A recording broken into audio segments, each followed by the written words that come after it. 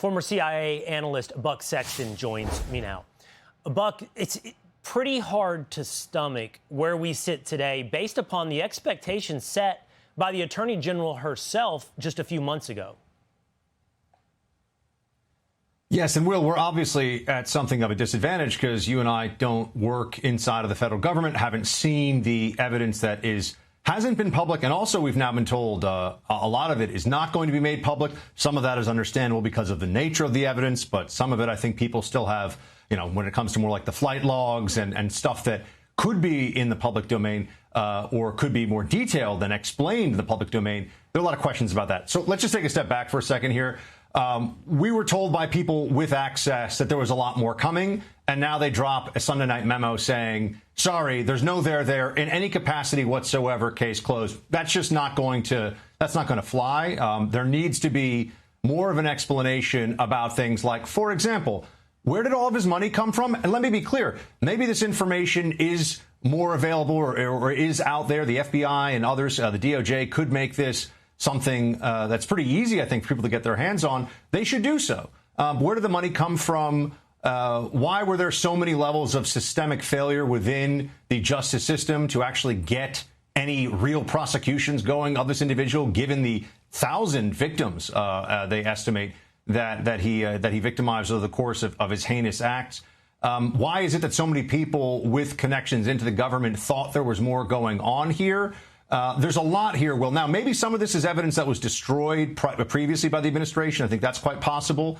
I don't believe some people have been flipped in this Trump administration stuff that's out there, knowing the individuals who are involved. But they may only be able to work with what they have. And what they have, it seems, certainly isn't enough to answer all the questions that the public has. Do you think it's fair, Buck, to say, OK, I'm looking at this memo. It says there's no, quote, client list. Well, I don't know what that means. There's no Word document. There's no Notes app on his phone. There's no printed out piece of paper with lists of names on it. But there are clients, right? We've been led to believe there were clients. There were other people involved in this, either in helping to either patronizing Jeffrey Epstein or help him to coordinate this. And Pam Bondi yourself has said there's thousands upon thousands of videos. So am I to believe that it was all just Jeffrey Epstein and victims on those videos or other individuals? It's just hard to accept there's nothing more to see here.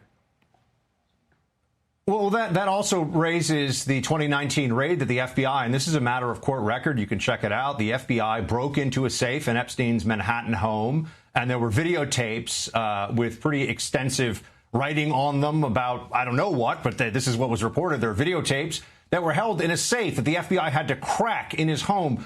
He was keeping videos of himself in a safe that was hidden in his home. I mean, this seems to me that this is an individual who obviously he's depraved and it's impossible to get into the mindset here. But that just doesn't make a lot of sense. Also, when you look at the fact that he got a plea deal that was such a sweetheart deal earlier on in this investigation from the federal government that it was believed, at least, that a senior member, a cabinet official back in 2019 under Trump's first term resigned just because of his involvement in giving the plea deal. Not that he did anything necessarily, nothing nefarious beyond that.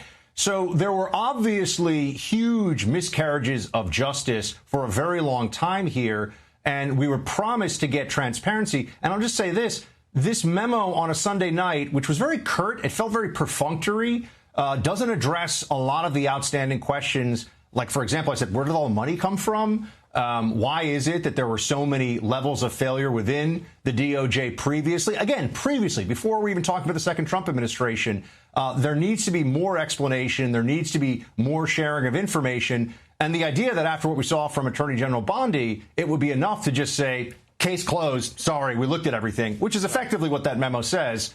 That's just not going to cut it. Maybe that is where the investigation ends, but they need to make this more clear to the American people why it ends there. And I trust that there are some folks involved who are going to do that. And there are many more questions to your point. How did Jeffrey Epstein go from being a math teacher to a global financier, moving markets and moving money? How did he go from Westchester, New York, to these massive connections around the globe? Who is Ghislaine Maxwell? These are questions that remain unanswered, and I don't think this memo is going to even scratch the surface on making this go away. Buck, it's always great to see you. Thanks for talking to us today. Thanks, Will. Thanks for having me. Hey, Sean Hannity here. Hey, click here to subscribe to Fox News YouTube page and catch our hottest interviews and most compelling analysis. You will not get it anywhere else.